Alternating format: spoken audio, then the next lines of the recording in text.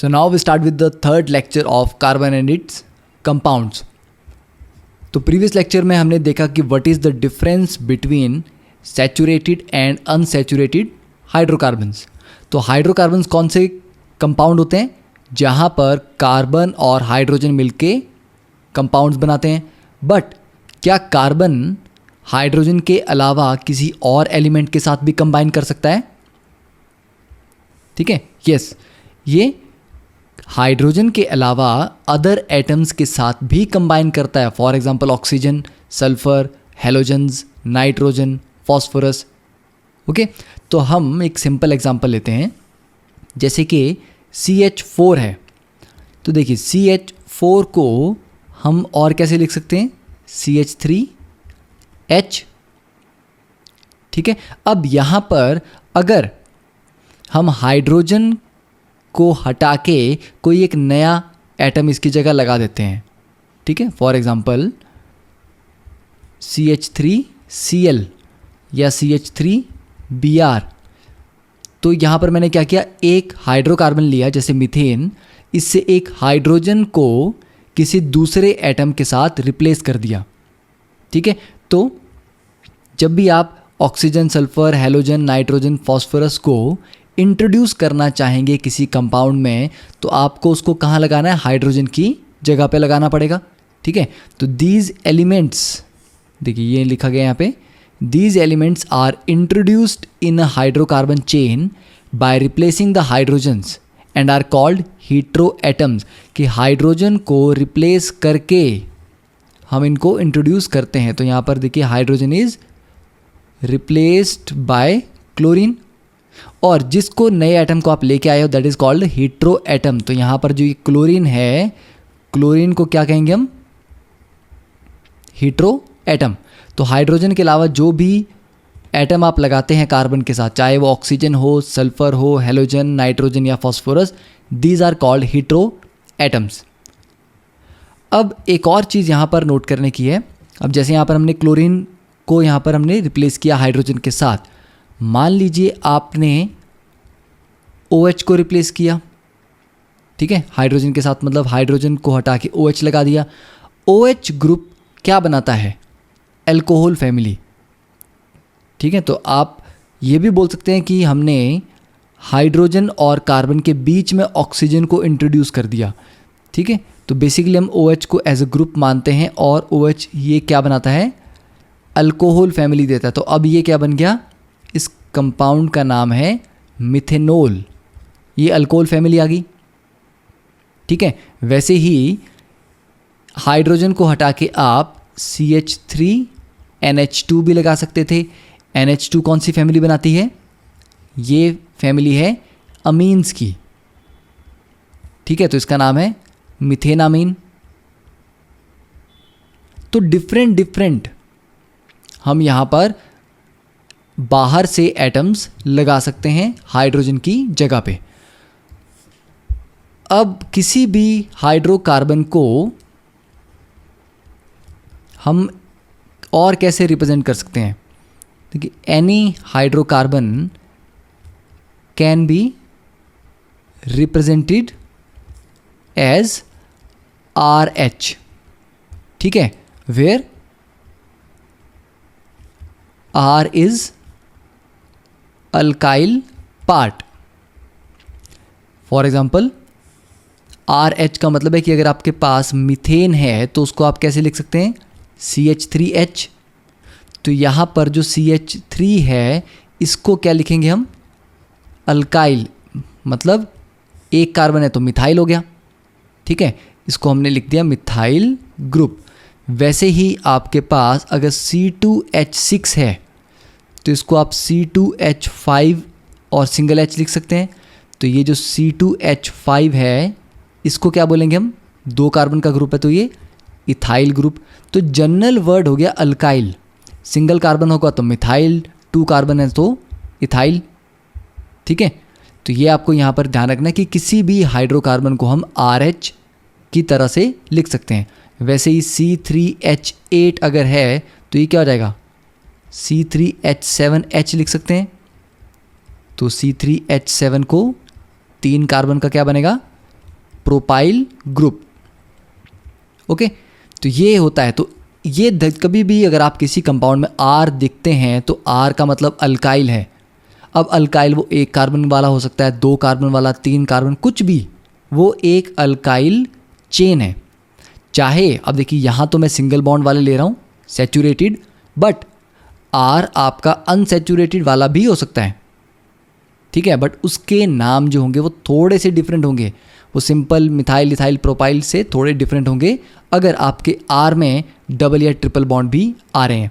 तो बस उसको आप ध्यान रखिए कि उसको हम आर लिख सकते हैं। किसी भी हाइड्रोकार्बन में एच हटा के बाकी जो सारा का सारा पार्ट है that is called R. Okay, तो अब देखते हैं कि किस तरह से हम हीट्रो एटम्स को इंट्रोड्यूस करेंगे एक हाइड्रोकार्बन चेन में। ठीक है, तो देखिए फर्स्ट एग्जांपल इज, अगर हम किसी भी हाइड्रोकार्बन में हैलोजेंस को इंट्रोड्यूस करते हैं, ठीक है, तो यहां पर हम लिख लेते हैं हीट्रो एटम कौन सा हम इंट्रोड्यूस करेंगे, उसको कौन सा फंक्शनल ग्रुप कहा जाएगा, ठीक है, और उसका फॉर्मूला क्या होगा। तो सबसे पहले अगर हम इंट्रोड्यूस करें हैलोजेंस को,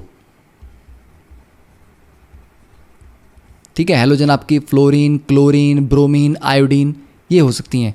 तो इसका फंक्शनल ग्रुप बेसिकली क्या होता है, फंक्शनल ग्रुप एक ऐसा ग्रुप है जो उस कंपाउंड की फंक्शनैलिटी को डिफाइन करता है कि वो कंपाउंड किस तरह की प्रॉपर्टीज़ शो करेगा, किस तरह के रिएक्शंस में पार्टिसिपेट करेगा, ठीक है, वो सारे के सारे जो उसके फंक्शंस हैं उनको डिफाइन करने वाला जो ग्रुप है that is called functional group.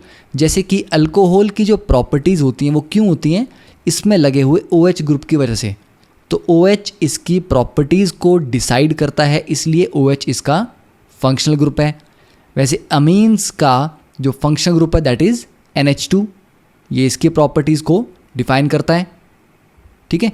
तो हैलोजेंस में जो फंक्शनल ग्रुप है उसको हम बोलते हैं हैलो, ठीक है। फॉर एग्जांपल अगर क्लोरीन लगा है तो क्लोरो, ब्रोमीन लगा है तो ब्रोमो, ठीक है, फ्लोरीन लगा है तो फ्लोरो, आयोडीन लगा है तो आयोडो, और इनका फॉर्मूला कैसे होगा, देखिए RCl लिख सकते हैं, RBr लिख सकते हैं। R क्या है, अल्काइल पार्ट, ठीक है।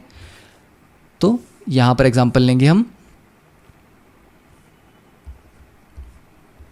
तो CH3Cl हाइड्रोजन हटा के हमने ये लगा दिया, या मान लीजिए CH3CH2CH2, अब H की जगह हम यहाँ पर ब्रोमीन लगा देते हैं, ठीक है, या डबल बॉन्ड भी आपके हो सकते हैं, CH2 डबल बॉन्ड CH2, चलिए Br लगा दिया या क्लोरीन लगा दिया, ओके, या CH3CH डबल बॉन्ड CHBr, तो यहाँ हमने ब्रोमीन लगा दिया, ठीक है। बट यहाँ पर जो फंक्शनल ग्रुप है, जब डबल बॉन्ड आपका इंट्रोड्यूस हो गया तो डबल बॉन्ड में फंक्शनल ग्रुप अब ब्रोमीन नहीं रह जाएगा, वो डबल बॉन्ड होगा। तो इसकी ये जो छोटी छोटी डिटेल्स हैं ये तो आप 11th में जब नॉमेनक्लेचर एज ए चैप्टर पढ़ेंगे तो वहाँ आपको समझ आएगा। बट यहाँ पर ये जो एग्जाम्पल देने का मतलब ये है जस्ट कि आप हाइड्रोजन को रिप्लेस कर रहे हो किसी हैलोजन के साथ, ठीक है। तो ये एग्जाम्पल है, बट अगर आप एग्ज़ाम में लिखेंगे तो आपने ये एल्कीन वाले एग्जाम्पल अभी नहीं देने, ठीक है। अभी ये सिर्फ आपको एक आइडिया देने के लिए है। आप हमेशा एल्केन में ही, सिंगल बॉन्ड वाले कंपाउंड में ही हाइड्रोजन की जगह हैलोजन लगाएंगे। सेकंड ये, अगर हम ऑक्सीजन को इंट्रोड्यूस करें, ठीक है, ऑक्सीजन को अगर हम इंट्रोड्यूस करते हैं तो फंक्शनल ग्रुप क्या क्या हो सकता है। तो देखिए फंक्शनल ग्रुप आपका हो सकता है अल्कोहल, ठीक है, जिसमें क्या लगाते हैं हम OH। तो अल्कोहल का फॉर्मूला क्या होता है ROH, ठीक है, जैसे कि CH3OH हो गया या CH3CH2OH हो गया। यहाँ पर आप डबल बॉन्ड भी लगाएंगे तब भी कोई प्रॉब्लम नहीं है, ठीक है। तो बस OH ग्रुप होना चाहिए। फिर ऑक्सीजन से एक अल्डिहाइड ग्रुप भी बनता है, ठीक है, जो होता है C double bond OH CHO। तो RCHO इस तरह के कंपाउंड बनेंगे, फॉर एग्जांपल CH3 CHO या CH3 CH double bond CH फिर आगे CHO। तो यहाँ फंक्शन ग्रुप क्या है, ये CHO पार्ट। अल्कोहल में फंक्शन ग्रुप क्या है, ये OH पार्ट। वैसे ही अल्डिहाइड के बाद एक और आप कंपाउंड यहाँ पर हम फैमिली बना सकते हैं, दैट इज कीटोन। कीटोन में होता है कार्बन डबल बॉन्ड ऑक्सीजन, ये लगा होता है, इसके दोनों तरफ कार्बन होने चाहिए। अल्डिहाइड में क्या है, carbon double bond oxygen, left में मैंने कुछ नहीं लिखा, मतलब लेफ्ट में बॉन्ड है वो कार्बन के साथ लगा हुआ है, मेन चेन R के साथ लगा हुआ है, और राइट साइड में हाइड्रोजन है। कीटोन में क्या होता है कि लेफ्ट साइड में भी मेन चेन होगी, राइट साइड में भी मेन चेन ही होगी, मतलब लेफ्ट साइड में भी R होगा, राइट साइड में भी R। अब वो R डिफरेंट भी हो सकता है, सेम भी हो सकता है। ओके, जैसे कि इसमें एग्जांपल लें, लेफ्ट में भी CH3 लगा देते हैं हम, राइट में भी CH3 लगा देते हैं, ठीक है, तो सेम हो गए। और ये हो सकता है कि लेफ्ट में CH3 CH2 लगा दिया, राइट में सिर्फ CH3 रखा, तो दोनों तरफ लगने वाले R ग्रुप सेम भी हो सकते हैं और डिफरेंट भी हो सकते हैं। उनमें डबल बॉन्ड भी हो सकता है, ट्रिपल बॉन्ड भी आ सकता है। तो फंक्शनल ग्रुप जो यहाँ पर है that is this C double bond O, ठीक है, this is called ketone family. फिर एक और फैमिली बनती है हमारी कार्बोक्सिलिक एसिड। कार्बोक्सिलिक एसिड के फॉर्मूले तो आपने पढ़े होंगे, इनमें COH ग्रुप रहता है, ठीक है। तो इसके एग्जांपल जैसे कि CH3 COH, CH2 double bond CH COH, ठीक है। तो कैसी भी चेन हो, करना क्या है आपको, COH ग्रुप उसमें अगर प्रेजेंट है तो ये आपका कार्बोक्सिलिक एसिड फैमिली को बिलोंग करता है और ये आपका फंक्शनल ग्रुप है। वैसे ही एक होता है एस्टर, जहाँ पर COOR ग्रुप यहाँ पर लगता है। R इज क्या पढ़ा है हमने, अल्काइल। अल्काइल का मतलब है कुछ भी हो सकता है, अल्काइल होना चाहिए, जैसे CH3 COOR। अब R को मैं CH3 भी लिख सकता हूँ, इसको मैं C2H5 भी लिख सकता हूँ, इसको C3H7 भी लिख सकता हूँ, ठीक है। डिफरेंट डिफरेंट वैरायटीज़ हो सकती हैं। तो लेफ़्ट में आपकी चेन कैसी है, कितनी लंबी है, ठीक है, उससे कोई फ़र्क नहीं पड़ता। COO ये लीजिए, CH डबल बॉन्ड CH2, इस तरह से लिख दिया। तो यहाँ पर जो फंक्शनल ग्रुप है दैट इज़ दिस COOR, ये इसका R वाला पार्ट है, ठीक है। तो चाहे इसमें सिंगल बॉन्ड हो, डबल बॉन्ड हो, ट्रिपल बॉन्ड हो, ये जस्ट एक अल्काइल पार्ट है। तो आई थिंक एस्टर भी समझ आ गया। तो ऑक्सीजन को इंट्रोड्यूस करके हम डिफरेंट डिफरेंट ग्रुप बना सकते हैं। वैसे ही नाइट्रोजन को अगर हम इंट्रोड्यूस करें तो क्या क्या बन जाएगा, अमाइंस, ठीक है। अमाइन अभी तो आप याद रखें सिर्फ NH2, अमाइन में आगे 1 डिग्री 2 डिग्री 3 डिग्री अमाइंस होती हैं, तो अभी सिर्फ हम पढ़ेंगे NH2 ग्रुप लगना चाहिए, मतलब R के आगे NH2 लगा हुआ हो, जैसे CH3 के आगे NH2 लगा दिया, CH3 CH2 इसके आगे हमने NH2 ग्रुप लगा दिया। डबल बॉन्ड आपको लगाना है बीच में, आप लगा सकते हैं, ओके। तो इस तरह से और भी बहुत सारे डिफरेंट इसके एग्जांपल हैं, बट ये कुछ सिंपल एग्जांपल। तो अमाइन हमने लगा दिया। अब और क्या हम इंट्रोड्यूस कर सकते हैं, देखिए और क्या हमने यहाँ पे लिया था, ऑक्सीजन इंट्रोड्यूस करके हमने देख ली, हेलोजन इंट्रोड्यूस कर दिया, नाइट्रोजन कर दिया, सल्फर। तो सल्फर वैसे ही लगता है जैसे ऑक्सीजन लगती है, जैसे OH आपने लगाया, ठीक है। तो सल्फर वाले जो कंपाउंड्स हैं उनको जनरली डिफरेंट डिफरेंट नाम से आप उनको यूज़ कर सकते हो। जनरली एक वर्ड यूज़ किया जाता है मरकैप्टो, ठीक है। तो यहाँ पर SH लगता है, ठीक है, ये कॉमन एक ग्रुप है। तो यहाँ पर जैसे ROH आपने लगाया था, RSH लग जाएगा। तो जैसे कि CH3SH, CH3 CH2SH, तो इस तरह से डिफरेंट डिफरेंट फंक्शनल ग्रुप्स हम लगा सकते हैं। तो अब हम फिर से एक बार रिवाइज करते हैं कि फंक्शनल ग्रुप्स क्या होते हैं। ऐसे ग्रुप, एटम भी हो सकता है और एक ग्रुप ऑफ एटम्स भी हो सकते हैं जो किसी कंपाउंड की प्रॉपर्टीज़ को डिफाइन करते हो, उसकी फंक्शनैलिटी को डिफाइन करते हो। Those are called functional groups. ठीक है, तो दैट इज़ क्लियर। तो फंक्शनल ग्रुप बहुत ज़्यादा होते हैं, ईथर होते हैं, फिर हमारे असाइल हैलाइड्स होते हैं, एल्कीन भी फंक्शनल ग्रुप है, एल्काइन अपने आप में एक फंक्शनल ग्रुप है, अमाइड्स हैं। तो वो ज़्यादा डिटेल हम सीनियर क्लासेस में पढ़ेंगे। ओके, अब देखते हैं नेक्स्ट इज होमोलोगस सीरीज। तो प्रीवियस लेक्चर में हमने होमोलोगस वर्ड यूज़ किया था। तो मैंने आपको कहा था कि मीथेन, इथेन, प्रोपेन, ब्यूटेन में किस किस चीज़ का डिफरेंस आ रहा है, सिर्फ एक CH2 ग्रुप का। तो अगर जनरल एग्जांपल लें, जैसे अगर हम एल्केन्स का ही एग्जांपल लेते हैं तो CH4 है, फिर C2H6, C3H8, C4H10। तो इनके बीच में किस चीज़ का डिफरेंस आ रहा है, CH2 ग्रुप का। एक एक CH2 ग्रुप ऐड करते जाएंगे तो हमें ये अगला स्ट्रक्चर मिलता जाएगा। और ये सारे किस फैमिली को बिलोंग करते हैं, एल्केन फैमिली को।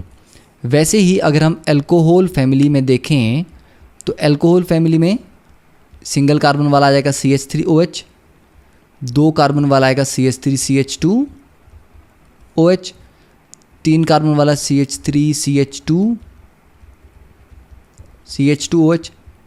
ओके, तो यहाँ पर भी किस चीज़ का डिफरेंस आ रहा है, एक CH2 ग्रुप आप ऐड कर रहे हो।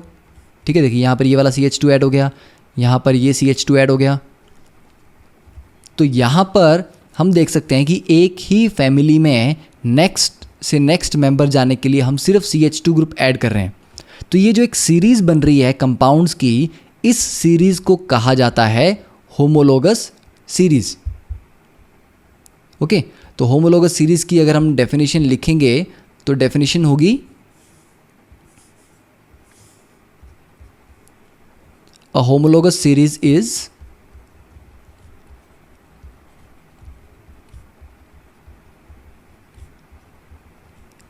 is a group of organic compounds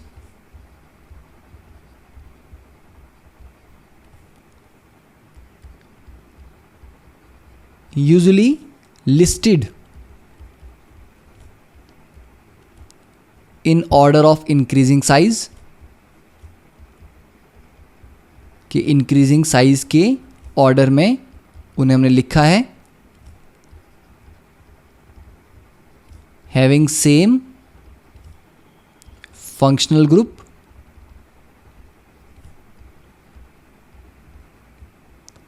and differing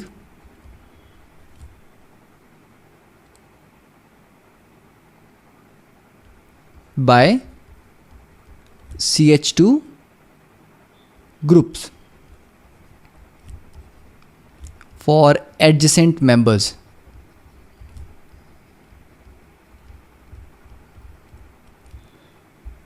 तो क्या होगा, होमोलोगस सीरीज क्या है, series of organic, a group of organic compound. मतलब जैसे अल्कोहल में ले लिया हमने, ठीक है, तो एक ग्रुप है क्योंकि सीरीज है, listed in order of increasing size. जैसे यहाँ पर एल्केन में CH4 से बड़ा साइज हो गया C2H6 का, इससे बड़ा C3H8, फिर C4H10, फिर C5H12। तो एक इंक्रीजिंग साइज में हम चल रहे हैं। सबका फंक्शनल ग्रुप सेम होना चाहिए। ये नहीं कि आप एल्केन की होमोलोगस सीरीज में बीच में अल्कोहल डाल दें या कीटोन डाल दें, कार्बोक्सिलिक एसिड डाल दें। अगर अल्कोहल की सीरीज़ है तो सभी अल्कोहल होने चाहिए, कार्बोक्सिलिक एसिड की है तो सभी कार्बोक्सिलिक एसिड होने चाहिए।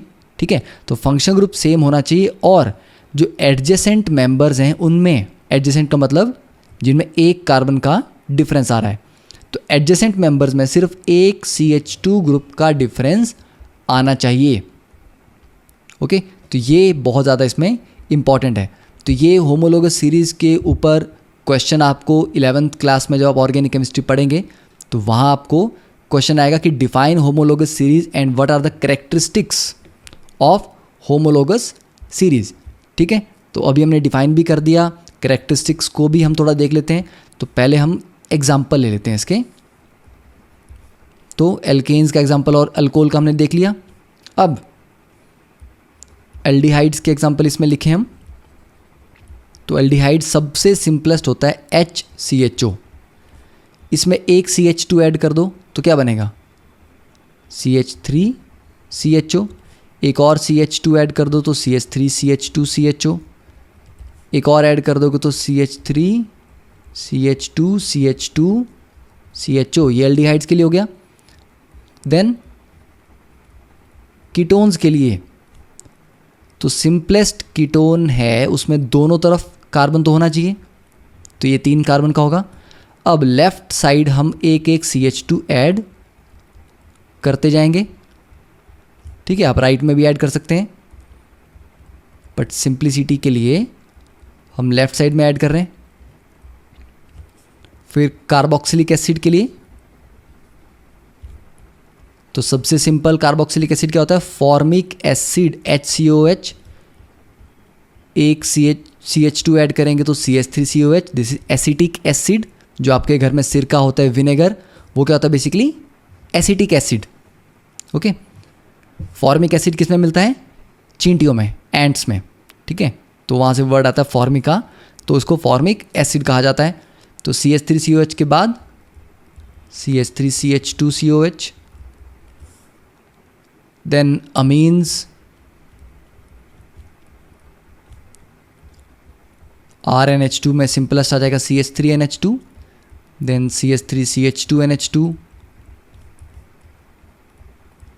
तो इस तरह से आप एग्जाम्पल लिख सकते हैं कि ये एक होमोलोगस सीरीज़ है, क्योंकि हम इंक्रीजिंग साइज की तरफ जा रहे हैं।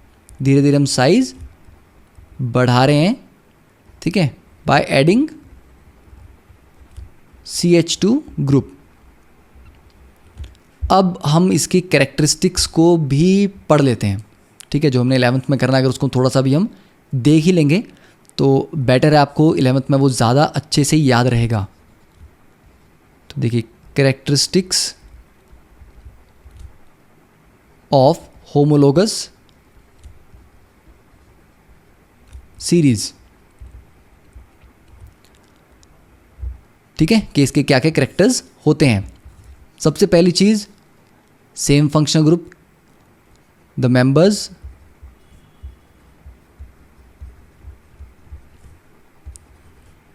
ऑफ अ सीरीज, एक होमोलोगस सीरीज के, have same functional group and are called homologues. ठीक है, होमोलोग। तो एक एक मेंबर को होमोलोग कहते हैं, पूरी सीरीज को होमोलोगस सीरीज कहते हैं। सेकंड, टू एडजेसेंट या टू कंसेक्यूटिव मेंबर्स डिफर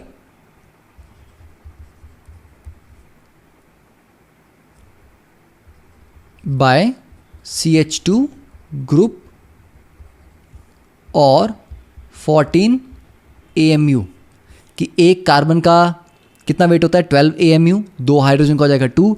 तो अगर आप मास का डिफरेंस देखें तो 14 AMU का मास डिफरेंस होगा, और अगर आप स्ट्रक्चर में देखें तो एक CH2 ग्रुप का डिफरेंस होगा। थर्ड थीम, ठीक है, थर्ड कैरेक्टर क्या है, they have same general formula. General formula का मतलब जैसे कि एल्केन का फॉर्मूला क्या होता है, CnH2n+2। ओके, और एल्कीन का CnH2n, एल्काइन का CnH2n-2। तो इनके सबके जनरल फॉर्मूला सेम होते हैं। ठीक है, तो इसमें अगर जनरल फॉर्मूला हम लिख दें तो सारे के सारे जो एल्केन फैमिली के हैं वो CnH2n+2 को ओबे करेंगे फॉर्मूलाज को। एल्कीन्स वाले CnH2n, एल्काइंस CnH2n-2।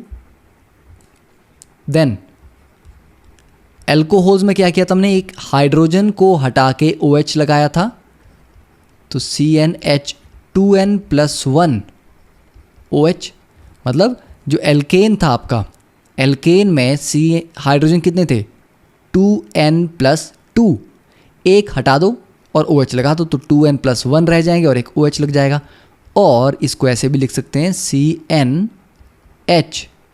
2n+2O, क्योंकि एक हाइड्रोजन जो है इसको यहाँ पर ऐड कर देंगे तो फिर से हाइड्रोजन 2n+2 हो जाएंगे और एक ऑक्सीजन रह जाएगा। अब इसमें ध्यान रखना है कि ये जो अल्कोहल का फॉर्मूला लिखा गया है ये कौन से हैं, सैचुरेटेड अल्कोहल, क्योंकि ये एल्केन से बने हैं, इनमें पहले ही कोई कार्बन डबल बॉन्ड या ट्रिपल बॉन्ड नहीं है।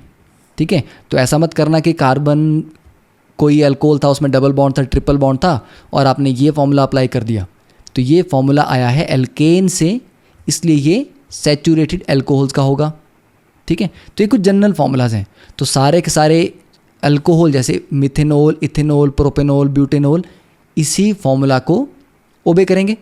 ठीक है, एग्जांपल देख लीजिए, n की वैल्यू हम 3 डालते हैं तो C3H कितना आएगा 3 × 2 6 2 8 C3H8O।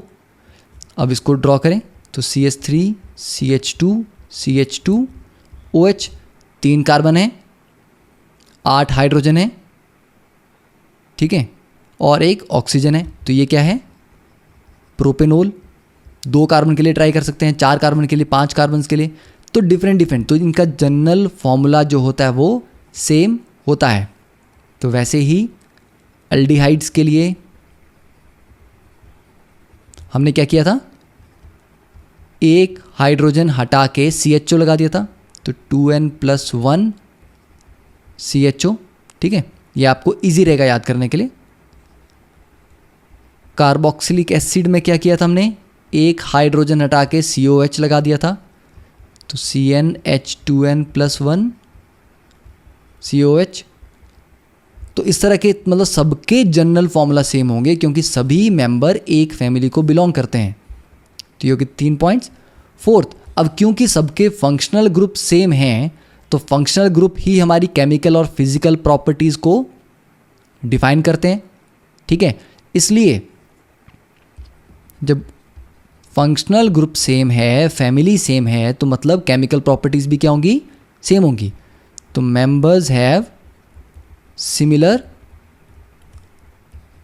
Physical and chemical properties. कि अल्कोहल में हाइड्रोजन बॉन्डिंग होती है तो सभी अल्कोहल में होगी। ठीक है, तो कार्बोक्सिलिक एसिड एसिडिक होते हैं तो सारे ही होंगे। हाँ, कुछ ज़्यादा एसिडिक होंगे, कुछ कम होंगे, बट एसिडिक तो होंगे। तो similar physical and chemical properties होंगी। ठीक है, पर केमिकल प्रॉपर्टीज़ में जो डिफरेंस है वो आता जाएगा, साइज जैसे बढ़ता जाएगा तो थोड़ा थोड़ा सा है कि किसी की रिएक्टिविटी ज़्यादा है, किसी की रिएक्टिविटी थोड़ी कम है।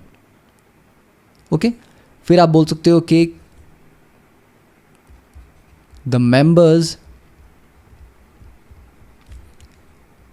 कैन बी प्रिपेयर्ड बाय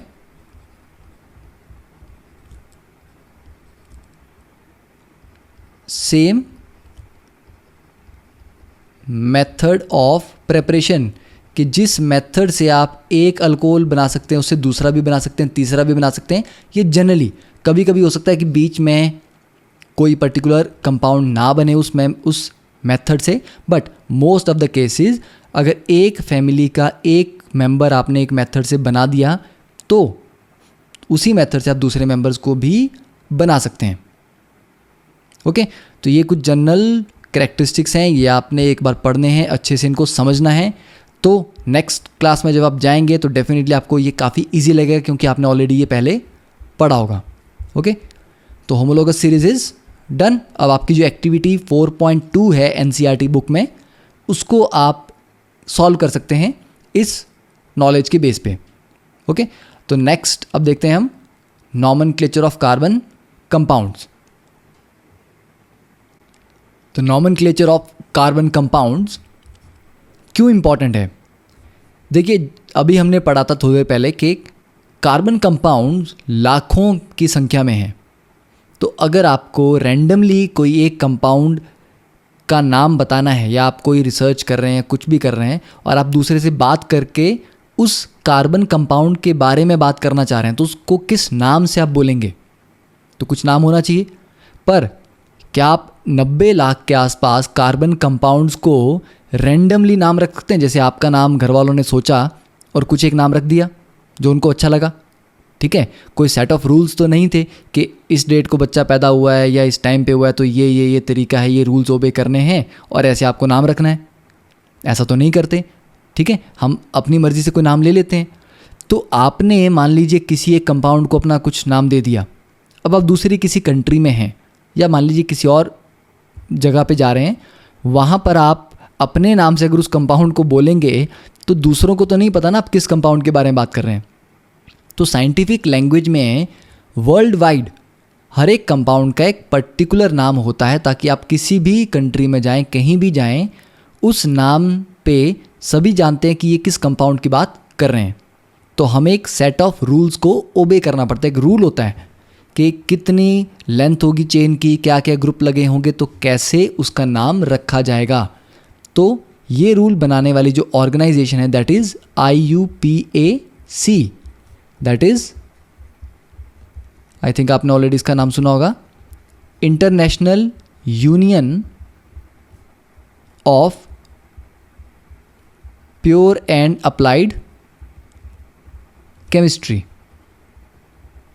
ठीक है। तो IUPAC नॉमेनक्लेचर हम पढ़ेंगे कि इंटरनेशनल यूनियन ने जो रूल्स बनाए हैं उन रूल्स के अकॉर्डिंग डिफरेंट फैमिलीज़ के जो मेंबर हैं, जो ऑर्गेनिक कंपाउंड्स हैं, उनकी नेमिंग कैसे की जाती है।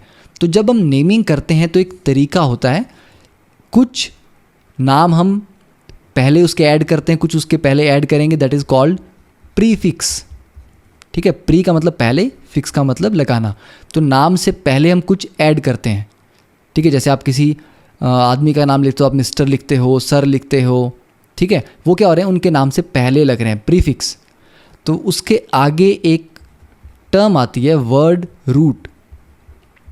वर्ड रूट आपको बताता है कि कितने कार्बन हैं उस कंपाउंड में, मेन चेन में कितने कंपाउंड हैं, कार्बन है। फिर उसके लास्ट में एक कुछ ऐड होगा, that is called suffix. Suffix मतलब जो पीछे ऐड होता है, ठीक है। तो 3 चीज़ें अभी, ठीक है, ये 3 आगे फर्दर डिवाइड होती हैं, बट अभी के लिए आप रख सकते हैं कि एक होता है वर्ड रूट, उससे पहले कुछ लगाया जाता है प्रीफिक्स और उसके बाद कुछ लगाया जाता है दैट इज़ सफिक्स। तो जो वर्ड रूट है ये आपको बताता है number of carbon in parent chain. हम एक पेरेंट चेन डिसाइड करते हैं, उसमें कितने नंबर ऑफ कार्बन हैं ये उससे आता है। तो वर्ड रूट 1 कार्बन के लिए होता है मिथ, 2 कार्बन के लिए होता है इथ, 3 के लिए प्रॉप, 4 कार्बन के लिए ब्यूट, 5 कार्बन के लिए पेंट, 6 कार्बन के लिए हेक्स, फिर हैप्ट, फिर ऑक्ट, ओके। तो इस तरह से ये चलता है वर्ड रूट। फिर सफिक्स में जैसे आपने कहा इथेनॉल, प्रोपेनॉल, ठीक है, तो आपने क्या लगाया आगे एंड में उसके प्रॉप एनोल, मिथ एनोल, ठीक है। या आपने कार्बोक्सिलिक एसिड को कहा मिथेनोइक एसिड, तो मिथ के आगे क्या लगाया, एनोइक एसिड, ठीक है। तो सफिक्स में भी 2 इसके डिवीज़न हो जाते हैं, एक होता है प्राइमरी सफिक्स और एक आ जाता है सेकेंडरी सफिक्स, ठीक है। प्राइमरी के अंडर आपके आते हैं एन, इन, आइन, मतलब सिंगल बॉन्ड होंगे तो एन, जैसे methane, propane, butane, double hand तो इथीन, प्रोपीन, ब्यूटीन, ठीक है। ट्रिपल होगा तो इथाइन, प्रोपाइन। सेकेंडरी में आपके जो फंक्शनल ग्रुप हैं, जैसे लास्ट में अल्कोहल में ओल लगता है, कार्बोक्सिलिक एसिड में ओइक एसिड लगता है, ठीक है। वैसे प्रीफिक्स में भी कुछ लगेंगे। तो ये एक तरीका है, ठीक है, ये एक रूल है, इस तरह से हम नाम लिखते हैं। तो पहले बात करते हैं हम सिंपल हाइड्रोकार्बन्स की, ठीक है, एल्केन्स की हम बात करते हैं। तो एल्केन्स में प्रीफिक्स अभी हमने कुछ नहीं लगाया है, सिंपल एल्केन्स हैं, तो प्रीफिक्स भूल जाएं। वर्ड रूट प्लस क्या होगा वहाँ पे? सफिक्स। तो इनमें जो सफिक्स लगता है एल्केन में वो एन होता है। तो यहाँ से एल्केन से ही वर्ड पता लग रहा है, देखिए एन, एन ये सफिक्स है।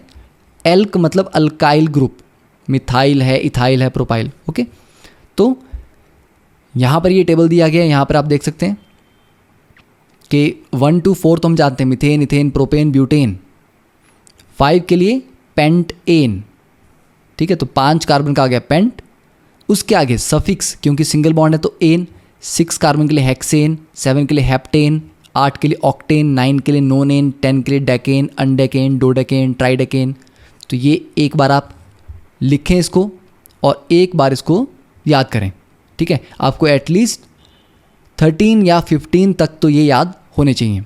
तो एल्केन्स हमने इस तरह से लिख दिए, ठीक है। अब एल्केन में अगर हम एक हाइड्रोजन को हटा के हेलोजन लगा दें तो क्या होता है?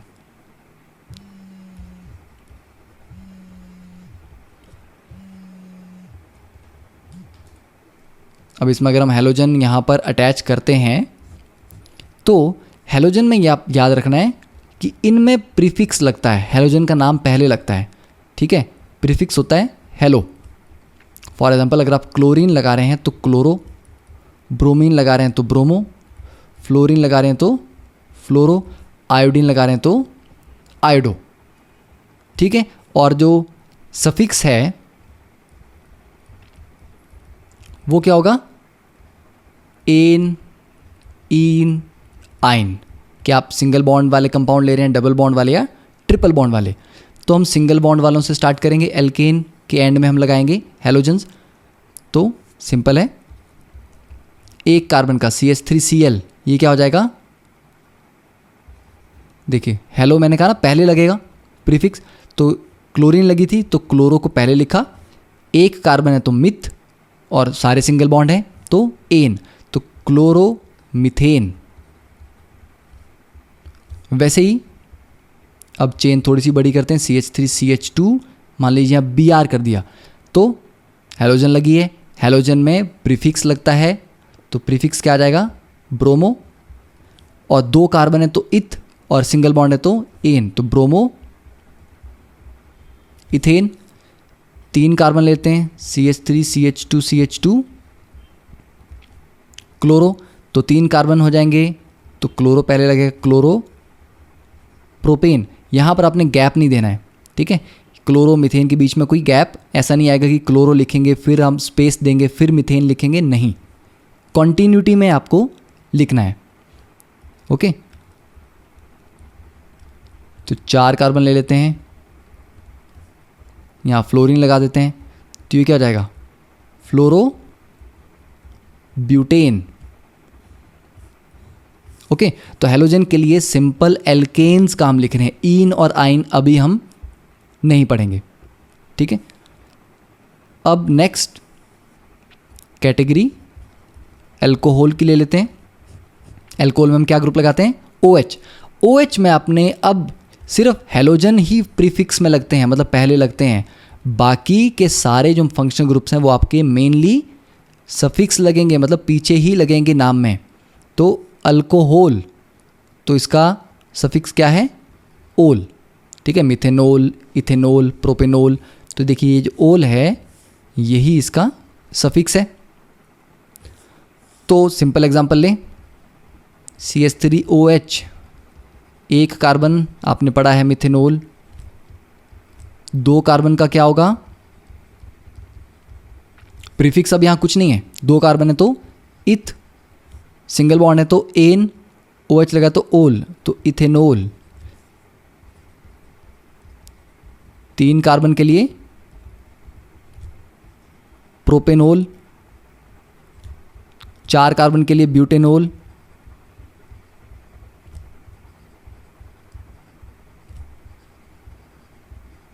ठीक है। तो इस तरह से आप अल्कोहल भी लिख सकते हैं, पेंटेनोल, हेक्सेनोल, हेप्टेनोल, ऑक्टेनोल, नोनेनोल, ओके। देन अल्डिहाइड्स, और इसको बहुत ध्यान से पढ़ना है क्योंकि ये सारा का सारा एक पूरा चैप्टर है 11th क्लास में IUPAC नॉमेनक्लेचर। और अगर आपको नाम ही लिखना नहीं आएगा ऑर्गेनिक कंपाउंड्स का, तो पूरी ऑर्गेनिक केमिस्ट्री में आप कुछ नहीं कर पाएंगे, क्योंकि क्वेश्चन आएगा कि ये कंपाउंड था, ये इसने इस रिएक्शन में पार्टिसिपेट किया। अगर आपको कंपाउंड का स्ट्रक्चर ही नहीं पता तो आप रिएक्शन क्या करेंगे? ठीक है, तो नाम लिखना, ये रूल्स आने बहुत ज़्यादा ज़रूरी हैं ऑर्गेनिक केमिस्ट्री स्टार्ट करने के लिए। और आने वाली 2 क्लासेस में आपकी ऑर्गेनिक केमिस्ट्री बहुत ज़्यादा आपको डिटेल में पढ़नी है, तो अभी से इसको आप थोड़ा एडवांस लेवल पे भी अगर तैयारी करेंगे तो नेक्स्ट लेवल बहुत ईजी लगेगा आपको। तो एल्डिहाइड के लिए भी सफिक्स होता है, दैट इज़ अल। ठीक है, अब देखिए अल को कैसे यूज़ करेंगे। अब यहाँ पर जो सबसे सिंपलेस्ट है दैट इज़ HCHO, एक ही कार्बन है इसमें। हाँ, इसमें ध्यान ये रखना है कि जो एल्डिहाइड में कार्बन होता है वो CHO ग्रुप का भी काउंट होता है। ऐसा नहीं कि आपको इसके अलावा जो कार्बन है वो काउंट करने हैं, इसका कार्बन भी काउंट होगा। तो एक कार्बन है तो मिथ। अब CHO में तो डबल बॉन्ड है, उसकी बात नहीं कर रहा मैं। कार्बन कार्बन के बीच में डबल है कि सिंगल है? अब आप बोलेंगे कार्बन ही एक है तो कार्बन कार्बन बॉन्ड की तो बात ही नहीं, तो ये आ जाएगा सिंपल मिथेनल। अब दूसरा आ जाएगा CH3CHO। अब यहाँ देखिए कार्बन कार्बन के बीच में सिंगल बॉन्ड है, 2 कार्बन है तो इथ, क्योंकि सिंगल बॉन्ड है तो एन और सफिक्स लगेगा अल, तो इथेनल। 3 कार्बन लिख देते हैं, ठीक है, CH3CH2CHO, तो ये हो जाएगा प्रोपेनल। और अगर हम 4 कार्बन लिख दें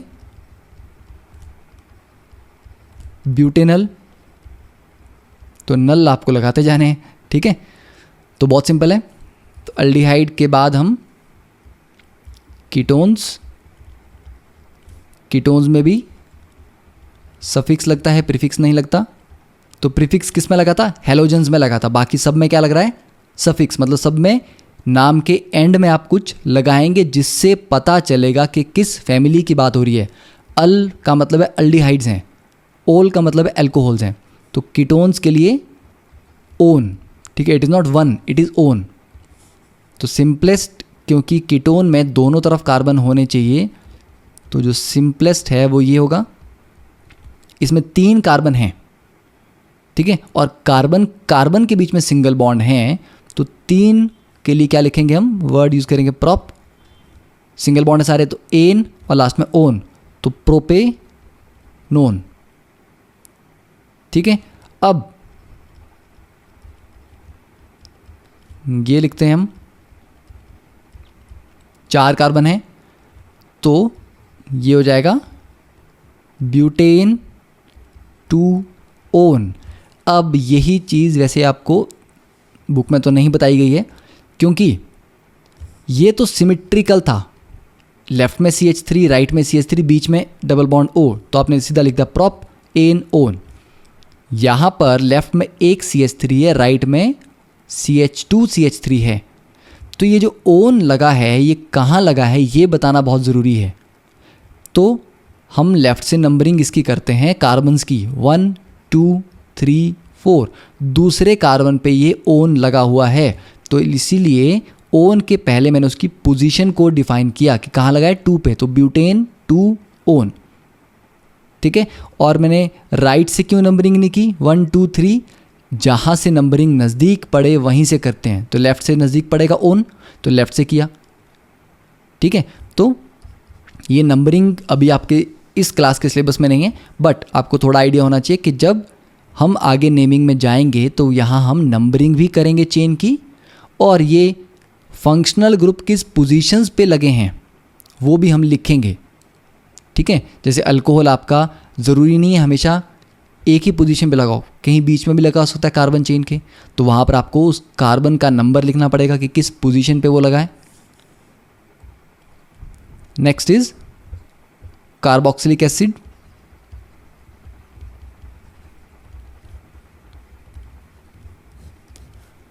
तो यहाँ पर suffix is oic acid,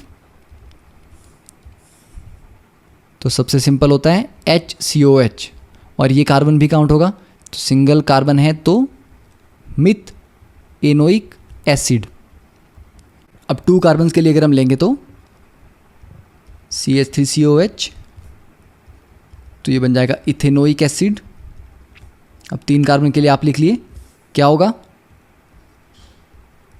CH3CH2COH, that is propanoic acid.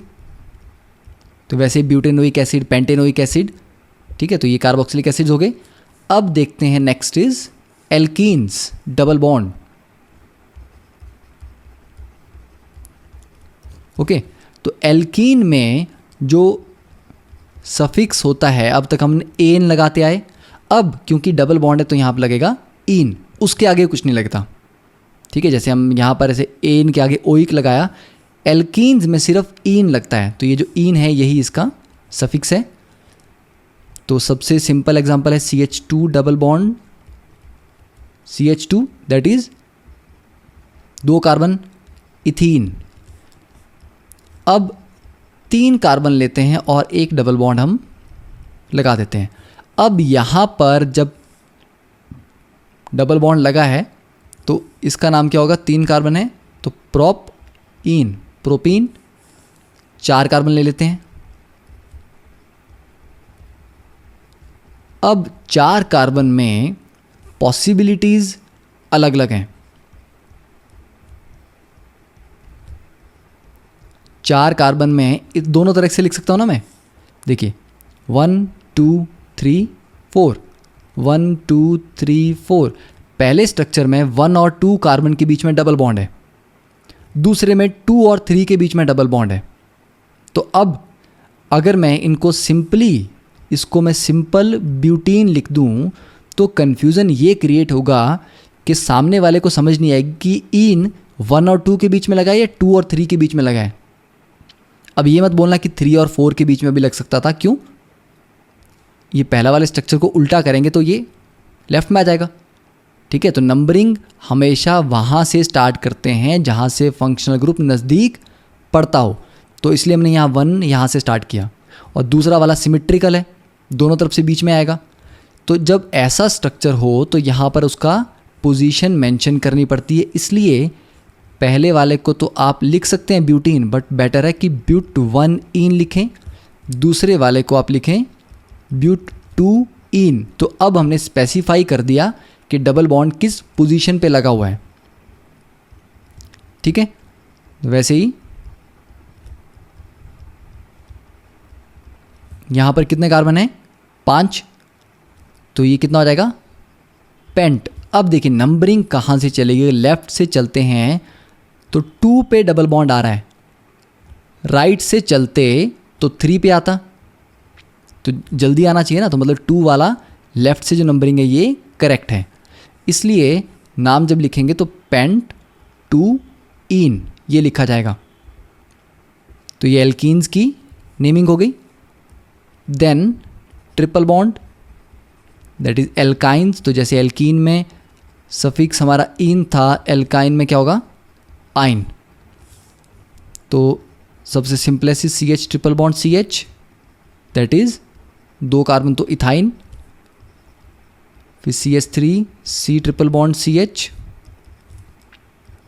ये प्रोपाइन। यहाँ भी कुछ लिखने की ज़रूरत नहीं, क्योंकि चाहे आप यहाँ पर ट्रिपल बॉन्ड लगाएं या पहले और दूसरे के बीच में लगाएं, बात बराबर ही है, वो 1 पोजीशन पे ही आएगा अगर आप नंबरिंग करेंगे।